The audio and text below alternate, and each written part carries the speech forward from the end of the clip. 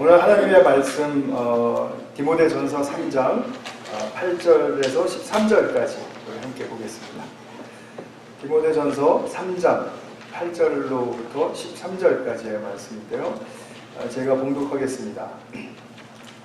이와 같이 집사들도 정중하고 일부 이언을 하지 아니하고 술에 임박히지 아니하고 더러운 일을 탐하지 아니하고 깨끗한 양심의 믿음의 비밀을 가진 자라야 할지니 이에 이 사람들을 먼저 시험하여 보고 그 후에 책망할 것이 없으면 집사의 직분을 맡게 할 것이요 여자들도 이와 같이 정숙하고 모함하지 아니하며 절제하며 모든 일에 충성된 자라야 할지니라. 집사들은 한 아내의 남편이 되어 자녀와 자기 집을 잘 다스리는 자일지니 집사의 직분을 잘한 자들은 아름다운 지위와 그리스도 예수 안에 있는 믿음의 큰 담력을 얻느니라. 아멘. 이제 계속해서 교회 리더들에게 주시는 이 성경의 말씀을 우리가 함께 살피고 있습니다. 직분자들의 이런 내적인 자질에 대해서 말씀을 드릴 때 한 가지 제가 이제 노파심이 드는 것은 한 가지가 아니라 두 가지가 있습니다. 첫 번째 것은 앞서서 가는 사람들한테 필요한 자질이로구나. 그냥 이렇게 남의 일 보듯이 이제 보시는 경우고요.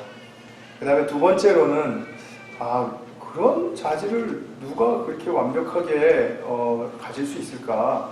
그거는 좀 너무 좀 그냥 이상적인 거 아닌가라고 생각을 어느 수준에서 멈추는 것입니다.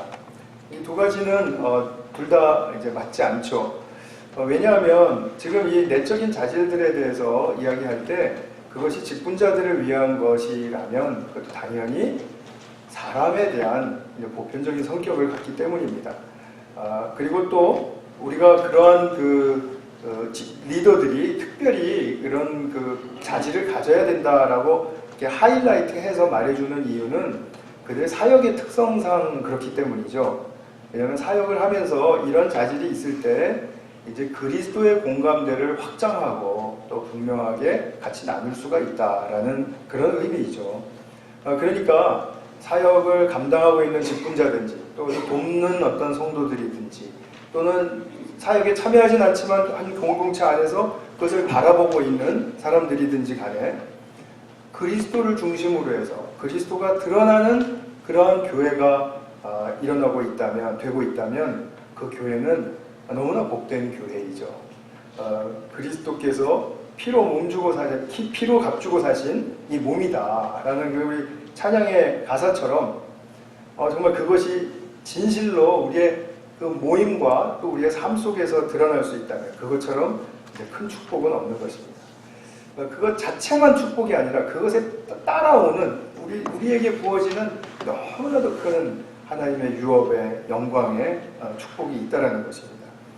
그래서 오늘도 이제 집사 직분에 관한 말씀을 우리가 보셨는데 이제 이 부분들을 감독들에게 하신 말씀, 또 직분자들에게 다 하신 말씀인데 이 말씀들을 잘 기억하시면서 우리 같이 한번 살펴보도록 하겠습니다. 이제 집사라는 그 단어가 나왔죠. 8절에서 나왔습니다. 영어로 하면 servant, 섬기는 자. 원래 그 집사라는 말은 봉사라는 말에서 나왔거든요. 그래서 봉사하는 자라고 생각하시면 이제 틀림이 없습니다. 이제 초대교회 때부터 이제 여러 가지 일들을 감당해야 하고 또 기능을 수행해야 하니까 이제 집사들을 세운 것이죠. 이 집사들을 세울 때 그런데 가장 먼저 된 이유는 무엇이냐면 사도행전 6장에 보면은 그 교회 역사상 최초로 집사를 선출하는 그런 기사가 나오죠. 거기에 보면은 사도들이 말씀과 기도에 집중하게 하려고, 그러니까 사도들이 이제 모든 다른 사역들을 좀 이렇게 뒤로 하고 그 사역에 집중하게 하려고 그 사역을 맡아줄 사람들을 이제 선출한 거죠. 그러나 그것이 덜 중요해서 집사들이 하고 이것이 더 중요해서, 물론 말씀과 기도는 굉장히 중요한 부분이지만 이제 그것이 하나님과의 관계 속에서 통로가 되는 아주 중요한 그 역할을 하기 때문에 이제 그것은 모두 다가 하는 것이 아니고 또 할 수 있는 사람들이 하지만 할 수 있는 사람들이 또 다른 일까지 하면서 할 수 있는 일은 아니니까 그것을 그렇게 맡겨놓고 위임해놓고 또 다른 일 쪽에서는 또 이 일을 맡아줄 사람에게 또 위임을 하는 것이죠. 그래서 이제 집사들이 선출이 되었습니다. 그때 당시에 교회 사역에 가장 큰 비중이 있는 것은 구제였습니다. 구제. 그러니까 가난한 사람들에게 재정을 나눠주고 분배하는 일이죠. 그 일이 컸기 때문에 굉장히 이제 그것을 맡아줄 일할 사람들이 필요했던 거죠. 그러나 또 이제 보면은 스데반 집사나 뭐 빌립 집사나 이런 집사들은 설교도 하고요. 그 다음에 또 순회하면서 또 전도도 하고 이런 그 사역을 감당하기도 했습니다.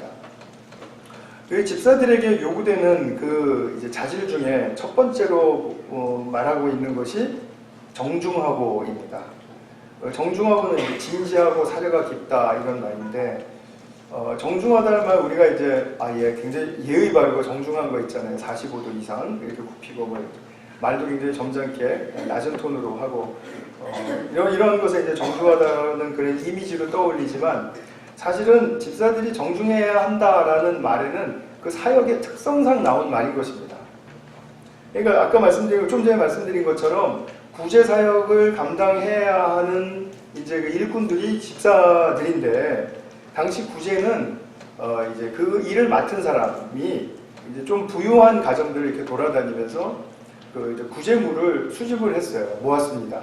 이제 주로 음식이었죠. 그때 당시에는 잘 못 살고 음식이 절대적으로 필요한 시대였으니까요.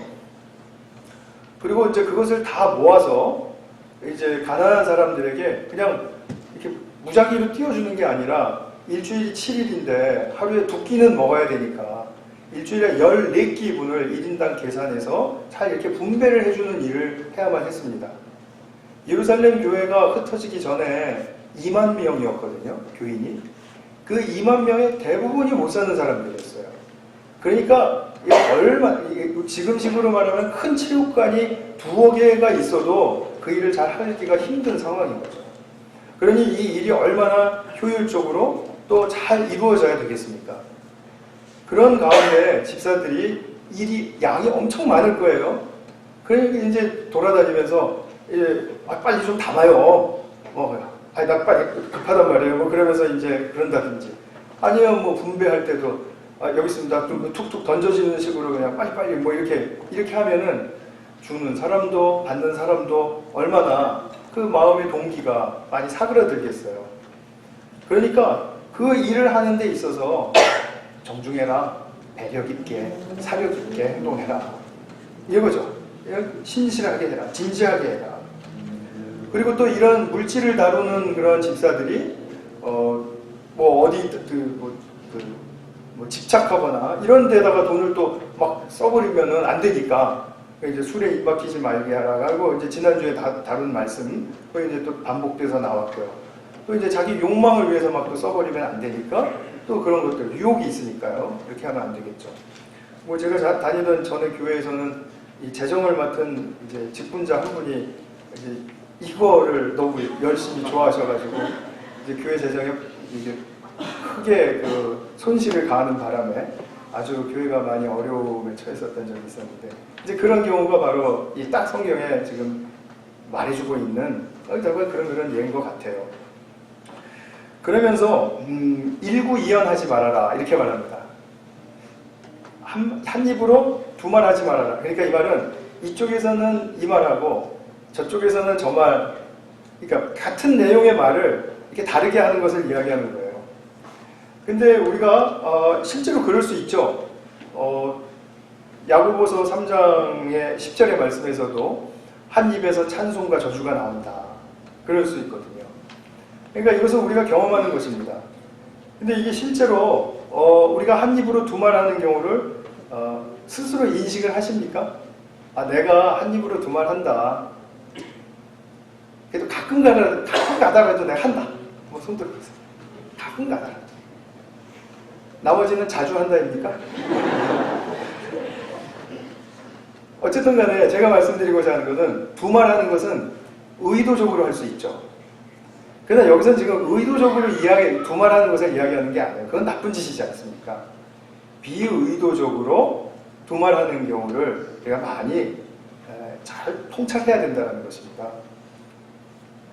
비의도적으로 내가 이 사람한테는 이렇게 말하고 같은 말인데 저 사람한테는 저렇게 말하는 그 이유가 뭘까요? 사람들 반응이 두렵기 때문입니다. 그렇게 생각 안 하십니까? 이 사람한테 이렇게 말해야 잘 알아듣고 잘 내게 반응할 것 같고 이 사람한테는 이런 식으로 얘기해야 저 사람이 잘 알아듣고 나한테 반응할 것 같아요. 우리가 아이들과 둘이 이상이 있는지 은 아이들에게 엄마 아빠가 똑같은 말을 한다고 하지만 사실은 다르게 얘기합니다.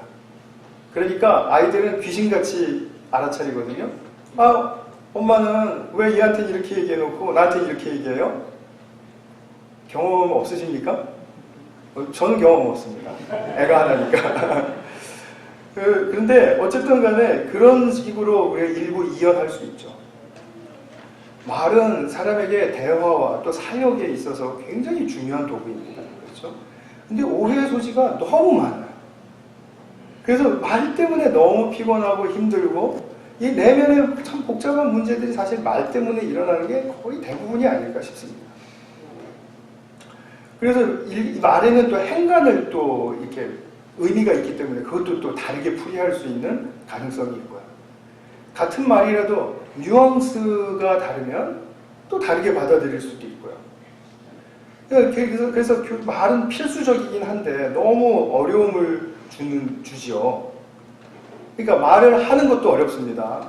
이게 말을 잘 표현하고 그걸 잘 의미를 살려서 정확하게 이야기를 하는 것도 참 어려운데 더 어려운 문제가 있습니다. 더 어려운 문제는 말을 들을 때 문제예요. 말을 들을 때. 들을 때 자기마다 자기 해석의 틀이 딱 있는 거예요. 그래서 그 해석의 틀에서 어떤 말을 들어도 자기 해석의 틀로 딱 걸러내고 딱 해석을 해버리니까 그러니까 결국은 아무리 새로운 말이 있어도 새롭게 들리지가 않는 거죠. 아무리 진지한 말이 있어도 그냥 자기가 진지하지 않은 틀을 가지고 있으면 진지하지 않게 들리는 것입니다. 그러면서 분명한 것은 내가 잘못된 해석의 틀을 가지고 있다라고는 거의 절대로 생각하지 않습니다. 나는 분명하게 들었어. 맞아. 근데 해석은 다르게 해놓고 들은 거 그리고 그 다음에는 자기가 해석을 잘했는지 잘못했는지에 대해서 돌보거나 아니 성찰하거나 검토하지 않는다 이 말이죠. 자기가 느끼고 받아들인 그대로 그냥 이제 생각을 하는 거죠. 결정을 해버리는 것입니다. 내가 뭐 잘못 이해했나? 이런 생각은 없습니다. 거의 없습니다. 그러니까 또 저렇게 얘기하네? 아, 항상 저런 식이네? 그게 이제 고정되어 있습니다. 그러니까 그런 사람들은 사람이 변화되는 것도 볼 수가 없어요. 사람이 어떻게 성숙하고 있는지 항상 똑같은 눈으로 똑같이 해석을 해버리기 때문에 저 사람은 항상 그런 사람. 근데 이제 이만큼 성장하면은 좀 변했네. 이제 그때 가서야 뒷북 치는 거죠. 근데 이 두말하는 것이 제가 앞서서 두말 할 수밖에 없다. 사람이 각자가 다 반응을 다르게 하기 때문에. 저도 그런 것 같아요. 제가 똑같은 설교를 해도 우리 개인수의 한인교회에서 하죠. 뭐 다른 교회 가서 하는 적 거의 없지만 가끔가다 할 때 보면은 제가 똑같은 말이라도 좀 이상하게 다르게 말하는 것 같은 느낌이 좀 들어요. 그런 생각이 있습니다. 근데 이 두말하는 것은 반응이 내가 맞춰주기 위해서 그러니까 사람을 의식하고 그 사람의 반응을 맞춰주기 위해서 이렇게 두말을 하게 되는데 근데 가만히 생각해 보십시오. 교회 직분자들은 어떤 사역을 하든지 간에 그 기저에는 화해의 소명이 있습니다. 화목의 소명이 있습니다. 그러니까 내가 이 일을 함으로써 분열되거나 아니면 서로 사이가 이렇게 멀어지거나 싸우거나 하는 그것을 굉장히 두려워하죠. 그죠? 이렇게 두려워하니까 사람들에게 말할 때 더 조심스럽죠. 조심스럽다는 말은 이 사람에게 이 말 조심스럽게 하고 저 사람에게 정말 조심스럽게 하는 거죠. 근데 누구에 대해서 이야기할 때는 그 사람 앞에서 이제 잘 이렇게 얘기를 하고 또 그 사람 앞에서 또 다르게 얘기하고 이제 이런 것이 이게 우리가 자연적으로 배어져 있는 습성이라는 것을 인정을 하셔야 됩니다. 너무 자연적인 것입니다. 자연인으로서 자연적인 것입니다. 이게 사람이 나빠서 그런 게 아닙니다. 여태까지 살아오면서 어떤 되게 습성이 있다든지 어떤 환경 속에서 자기 훈련되어 왔다라든지 그런 것들 때문에 지금 이렇게 지금 커뮤니케이션에 문제가 많이 발생을 하는 것입니다. 그러니까 우리가 처음에 이제 해야 될 그것은 뭐냐면 사람은 내 앞에서는 좋게 얘기한다. 그러나 나에 대해서 얘기할 때 다른 사람한테는 편하게 얘기한다. 그거 인정하셔야 돼요. 뒤에 가서 나쁜 말 하고 말이야. 이렇게 생각하시면 안 됩니다. 그리고 각자 사람들에게 편안하게 얘기할 때 좀 더 나가면 자기 판단대로 막 얘기하는 거예요. 사람 저럴 수 있다. 그거 인정하시면 됩니다. 그러면 그 말이 돌아서 저한테 이렇게 올 때 그 사람, 누가 그렇게 말할 수가 있어? 이렇게 되지 않고 그냥 냉정하게 접수할 수 있게 됩니다. 받아들이는 거죠. 물론 그렇게 말을 전달해 준 사람의 그 정성과 또 호의는 감사해서 그 말씀 전해줘서 고맙습니다 이렇게 하지만 냉정하게 받아들이면 되는 것입니다. 그리고 그렇게 되면은 말을 별로 이제 시험을 또 많이 이겨낼 수 있겠죠. 그러나 사실은 어떤 성인이 자기에 대해서 험담하거나 나쁘게 얘기하거나 자기가 얘기한 거를 막 한 것처럼 막 말해가지고 이렇게 돌아오게 들리게 하거나 그러면은 마음이 편안하겠어요. 그렇지 않을 거 아닙니까? 그럴 때 이거 뭐지? 하는 그럴 때 생기는 게 뭐죠?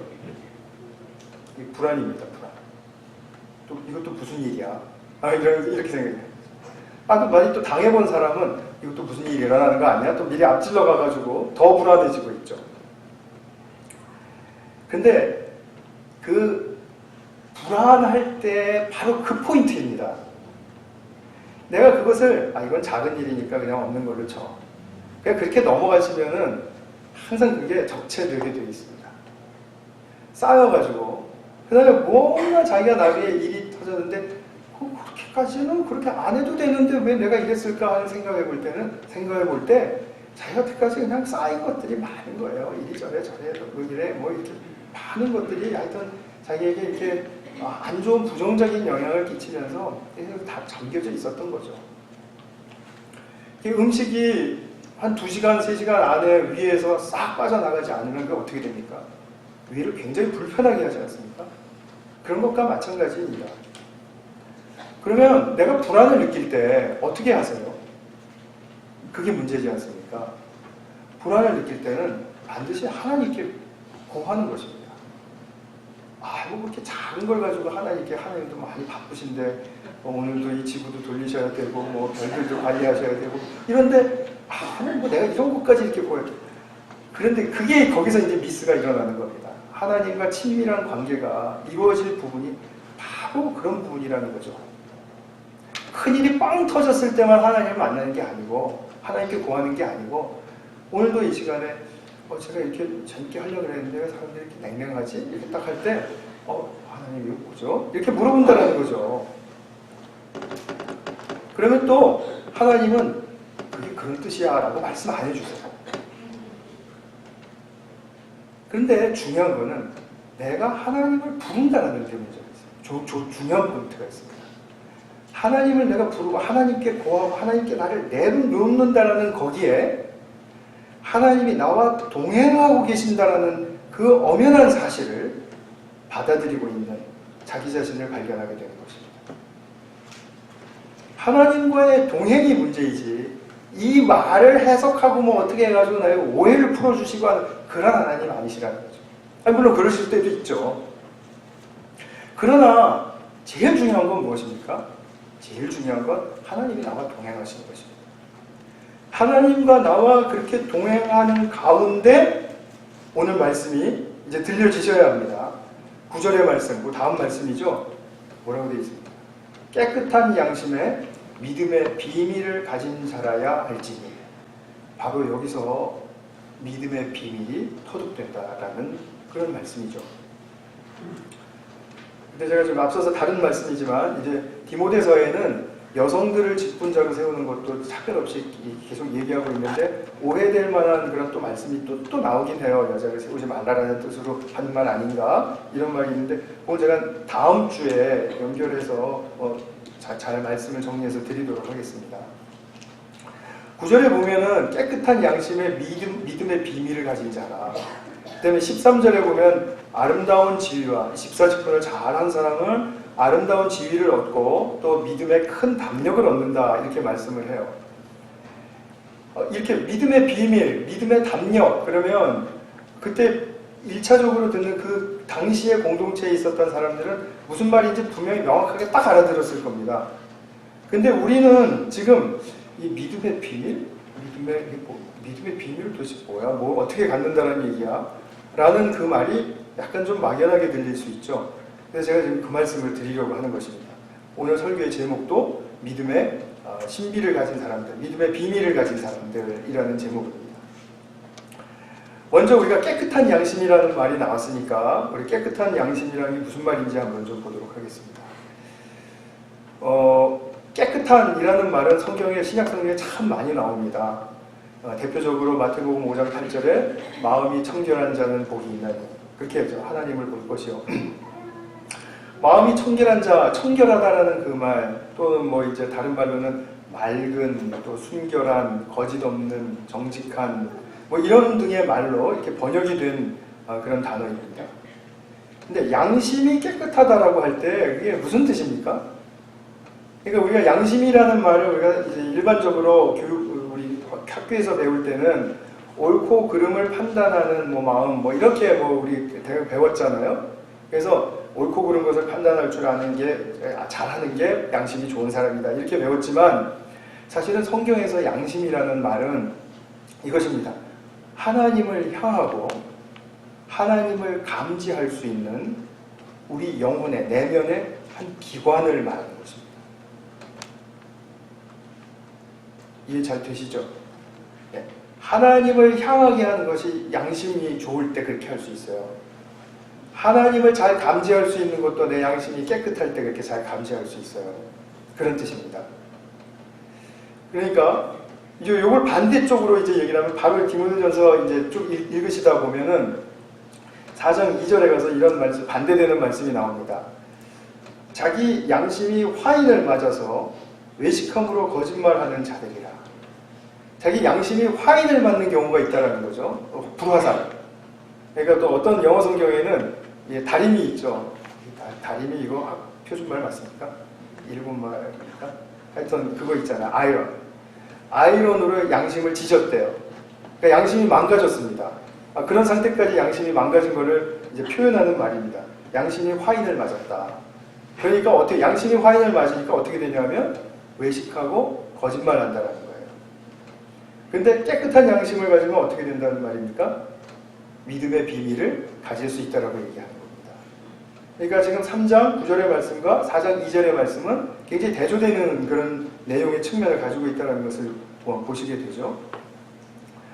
자, 그러면 하나님을 향한 양심이 아주 불량 상태다, 끊어졌다라든지 아니면 왜곡되었다라든지 아니면 있긴 있는데 잘 자라지 않았다라든지 이렇게 됐습니다. 자, 그러면 어떻게 됩니까? 하나님으로부터 멀어진 상태가 되는 거죠. 그죠?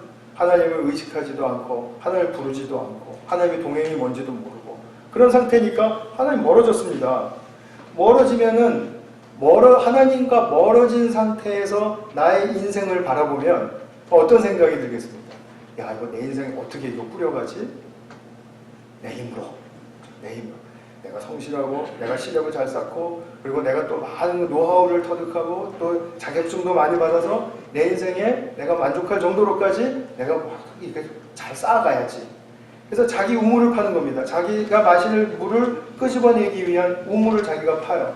그리고 거기다가 계속해서 이제 저장하는 그러한 이제 일련의 자기의 힘으로 노력을 기울이게 되는 거죠. 근데 이게 자기가 만족할 만큼 채워지나요? 자기가 만족할 만큼 채워진다는 사람은 거의 볼 수가 없습니다.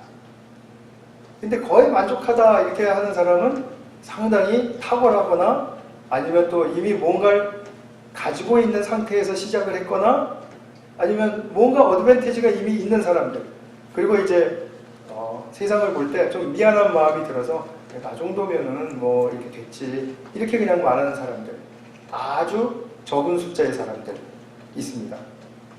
대부분은 내가 오늘도 딱 일어나서 내 우물에다가 내가 뭐를 채워놔야 될까를 고민하죠. 근데 이게 잘 채워지지가 않는다는 문제가 있지 않습니까? 왜 안 채워집니까?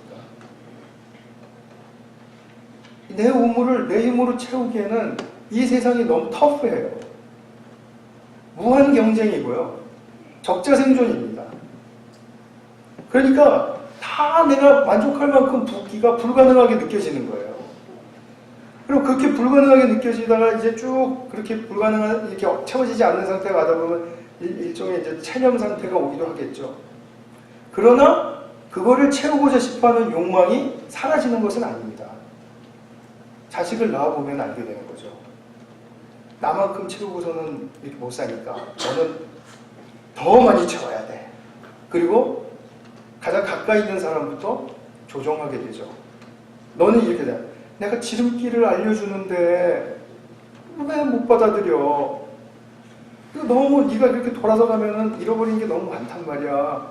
그냥 내 말을 들어. 컨트롤 이슈가 여기서 나오죠. 컨트롤하죠.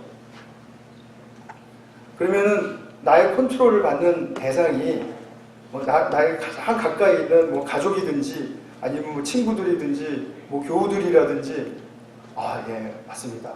당신의 컨트롤하는 그 정말 능력이 탁월하군요. 제가 받아들이겠습니다.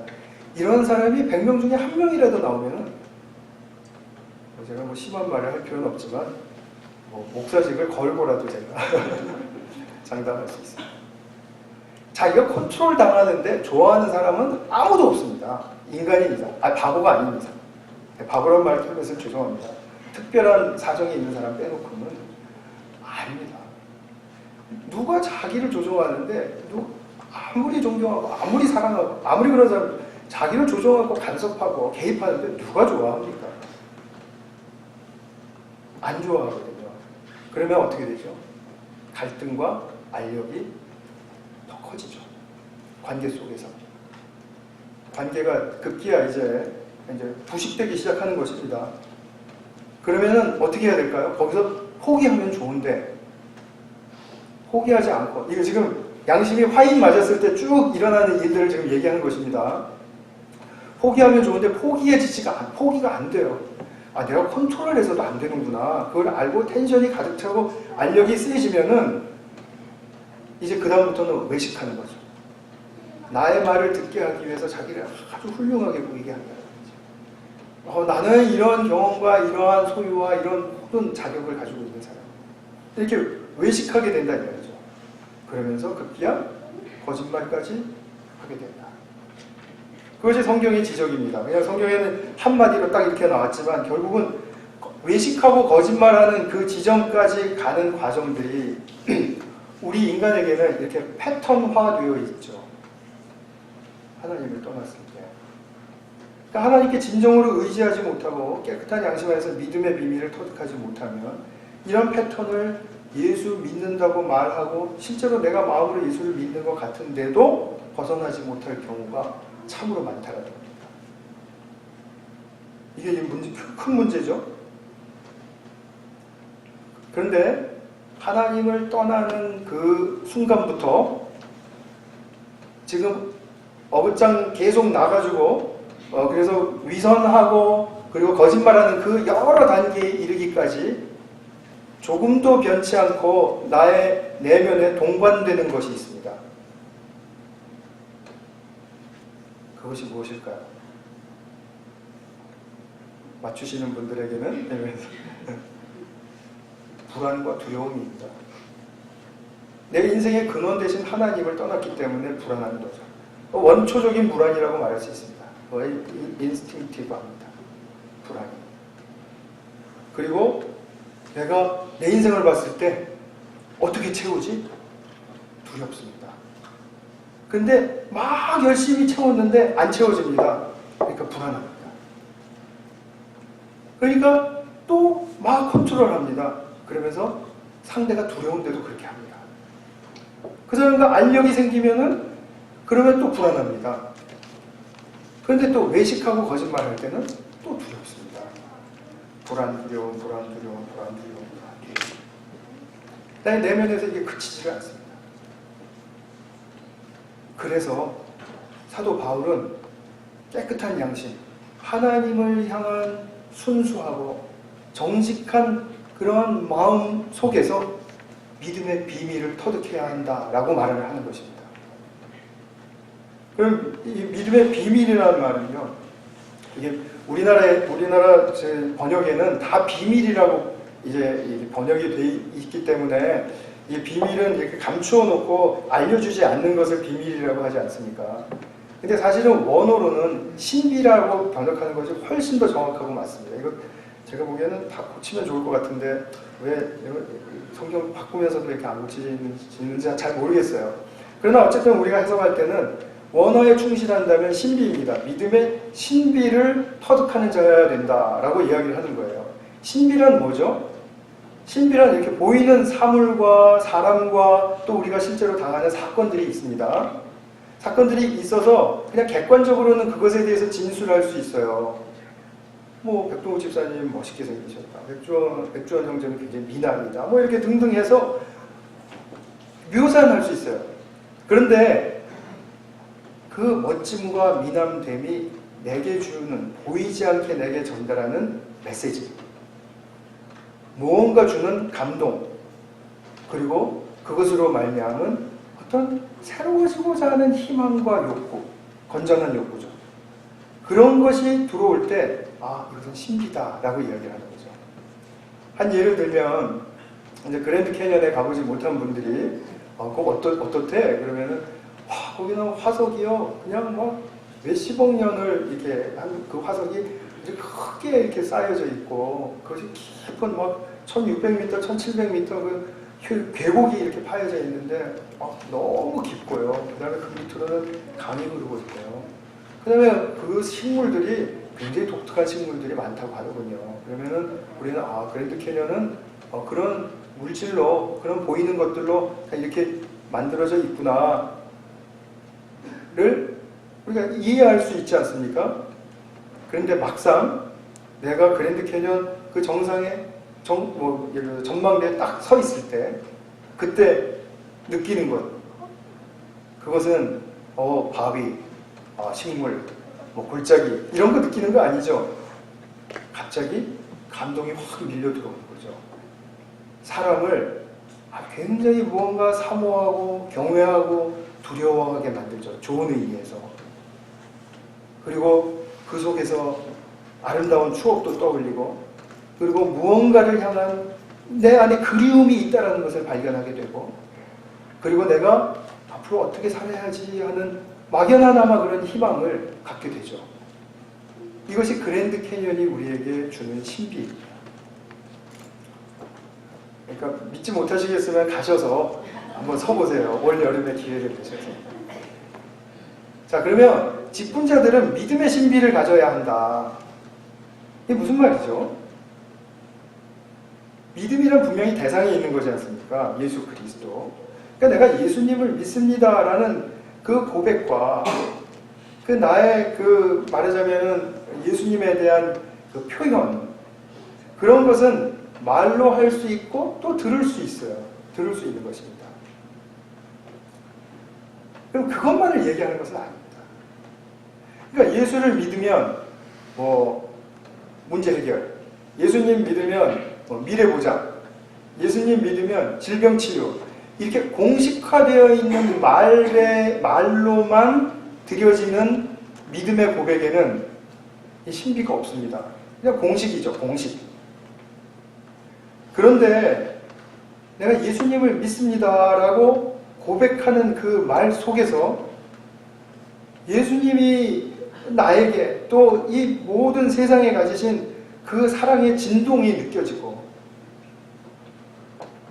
그렇게 사랑 앞에 내가 딱 섰다라는 그 엄연한 사실을 받아들일 때 내가 옛 삶을 좀 버려야 되겠구나. 이런 방식과 이런 습관과 이런 성품은 내가 좀 버려야 되겠구나 라는 그런, 누가 꼭 시켜서가 아니라 그런 마음이 들어오고, 그리고 내가 좀 더 새롭게 살기를 원하는구나 하는 그런 자기의 소망을 발견하는 거죠.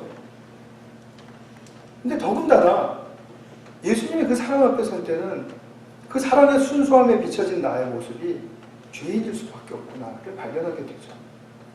그것은 또한 나에게는 굉장히 처참하고 비극적인 사실로 일단은 받아들여지게 되지만, 그러나 내가 바닥까지 치는 그런 처절한 죄인임을 한 번, 두 번, 세 번, 네 번 경험하고 발견하다 보면, 내가 새롭게 살 수 있는 그 소망의 길이라는 것은 다른 데 있는 게 아니라 깊은 죄인인데 내 속에 있구나, 이것을 발견하게 되는 거죠. 이것이 믿음이 우리에게 주는 신비입니다. 그냥 믿습니다, 잘 될 겁니다, 믿습니다, 뭐 할 겁니다, 이런 말은, 이건 성경이 우리에게 전해주고 싶은 메시지가 아닙니다. 이런 믿음의 신비 속에서 내가 주님과 동행하면서 한 걸음 한 걸음 나아갈 때, 그때 내가 기대치 않았던, 또는 내가 또 바랄 수도 없었고 염치 없어서 구할 수도 없었던 그런 축복과 치유와 회복이 일어나는 거죠. 그런 것들이 따라오는 거라는 말입니다. 그런 것들이 목적이 되어서 내가 그것을 와 달려가야만 잡을 수 있을 것 같은 그런 것은, 그거는 사막의 신기루입니다. 잡을 수 없습니다. 그러나 먼저 믿음의 신비의 방식을 터득하고 살아가는 사람, 믿음의 고백 속에 있는 그 보이지 않고 또 쉽게 전달될 수 없었던 그런 사랑의 메시지가 내게 전달될 때, 그때 나는 예수님의 새로운 그 주님의 나라가 보이는 거죠. 믿음의 신비는 이렇게 말고도 훨씬 더 많은 다양한 측면에서 우리가 얘기할 수 있습니다. 이거 영적인 부요함입니다. 이것이 십자가, 예수님이 그냥 죄값을 당신이 치러주셨으니까 우리가 구원 받았네, 뭐 그랬다며요, 근데 구원 받았네요, 믿으니까, 이런 공식적인 말이 아니라 내가 십자가 앞에서 나로 하여금 죄를 극복하고 얼마나 열렬히 사모하는 마음으로 다른 사람들과 공동체와 이 세상과 더 나아가서는 하나님과 하나 되기를 원하는가. 정말 그 하나님의 그 축복의 비밀을 터득하는 것이 얼마나 소중한가를 내 마음속에 깨우치고, 그것이 어느덧 나의 삶의 방식과 목적이 되어 있는, 바로 그런 결과는 믿음의 신비를 터득했기 때문이죠. 그럴 때는 내 생각과 내 주장을 완전히 이렇게 말살하지 않으면서도 그것을 잘 내려놓는 방법을 터득할 수 있게 됩니다. 믿음의 신비를 가지고 계십니까? 아마 여러분 모두가 다 각자가 처해 있는 그런 상황과 그런 삶 속에서 이렇게 믿음의 신비를 터득해 가시는 그런 과정 중에 계시라고 저는 믿습니다. 오늘 이런 말씀을 통해서 조금 더 믿음의 신비에 대한 영역을 내가 더 깊이 파고들어야 되겠구나, 들어갈 수 있구나, 그거를 보시고 그 신비의 세계는 절대로 허황된 것이 아니다, 신기루와 같은 건 아니다, 이런 부분입니다. 이런 믿음의 신비가 터득이 되면 13절에서 믿음의 담력을 얻는다라고 얘기하죠. 이 담력이라는 말은 boldness, 그러니까 담대한 거 말하는 겁니다. 근데 이게 어떤 자세와 어떤 태도가 담대한 그런 걸 얘기하는 게 아니고요. 자신있게, 자유롭게, 정직하게 자기의 믿음의 신비에서 터득한 것을 이렇게 말할 수 있는 그런 내적인 능력을 얘기하는 것입니다. 말할 수 있는 것까지 나가는 것, 그것을 이야기하는 겁니다. 그러니까 그리스도인들은 이제 앞으로 돌아가서 보면 일부 이해하지 말라고 했는데, 지금 집사 마지막에 이 교훈 마지막 부분에서는 믿음의 큰 담력을 얻는다라고 말하면서 자유롭고 정직하게 말할 수 있는 능력을 이야기하거든요. 그러니까 일부 이해의 수준에서 믿음의 담력의 수준에 이르기까지 이 우리의 삶의 여정 속에서 무엇이 고쳐져야 하고 무엇이 돌봐줘야 되며 또 무엇을 향해서 무엇에 애써야 하는가, 라는 측면이 바로 오늘 우리가 설교 말씀을 통해서 좀 드리고자 했던 그런 메시지가 되겠습니다. 이런 믿음의 신비를 터득하고 담력을 갖는다는 것은 일꾼에게는 굉장히 큰 축복입니다.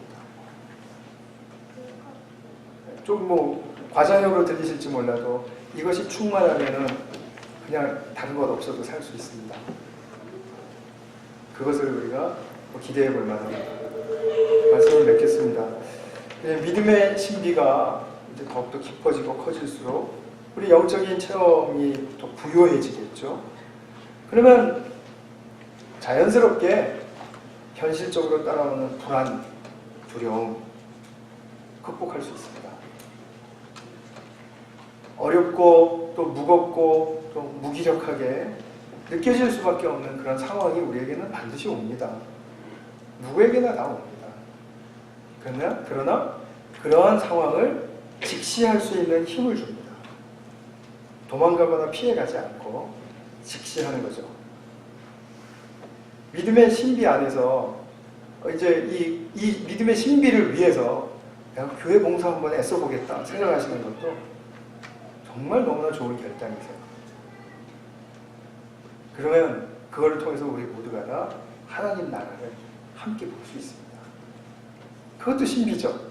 보이지 않는 나라인데 볼 수 있다니 그것이 신비의 축복이죠. 그래서 이것이 우리 교회에 충만한 그런 교회 일꾼들로 가득하고 또 우리 모든 성도님들이 함께 기뻐하고 즐거워하는 그런 축복이 넘치기를 바랍니다. 같이 한번 기도하겠습니다. 지금 우리 이 시간에는 하나님, 제가 예수님을 믿고 정말 그 믿음의 신비의 그 터득의 축복이 있기를 원합니다. 같이 한번 그것을 위해서 기도하고요. 우리 두 번째로는 제가 아까 이제 기도 부탁드렸지만 안수 집사 선출과 또 우리 목장 개편, 봉사 조직 개편을 위해서 우리 교회를 위해서도 잠시 기도하는 시간을 갖도록 하겠습니다. 먼저 우리 자신의 믿음의 신비의 터득을 위해서 같이 한번 기도하겠습니다. 네, 우리 또 한 가지 기도하겠습니다.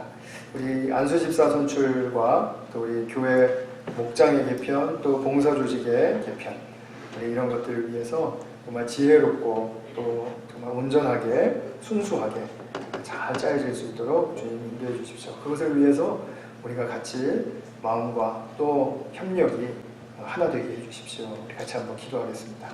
사랑하는 아버지 하나님, 참 감사합니다. 주님께서 저희들에게 믿음의 이 신비를 터득할 수 있는 그런 복된 메시지를 주셔서 고맙습니다. 주님, 집사들에게 꼭 이루기를 원하시는 이런 말씀이었는데, 그러나 비단 이것이 일꾼들에게 뿐만이 아니라 우리 모두에게도 정말 동일하게 정말 우리 각자의 처지 속에서 풍성하게 일어날 수 있는 그런 축복이 되게 하여 주시옵소서. 주님, 또한 우리 교회 안수집사 선출과 목장과 또 봉사 조직의 이 개편을 이제 실행하면서 계획하면서 저희들이 참 많은 그런 지혜를 모으고 그리고 또 우리 또 한 가지로 협력할 수 있기를 소망하는 가운데 진행하고 있습니다. 주님, 이것이 정말 주님의 기뻐하시는 그런 마음과 뜻대로 잘 이루어질 수 있기를 원하고 이것을 통해서 우리 교회가 더욱더 하나 되고 그리고 정말 서로가 더 협력하는 그런 그 아름다운 동행 가운데 큰 축복이 넘칠 수 있도록 주님이 이끌어 주시기를 간절히 소원합니다. 오늘 함께하여 주신 은혜 감사드리오며 우리 구주 예수님의 이름으로 기도하였습니다.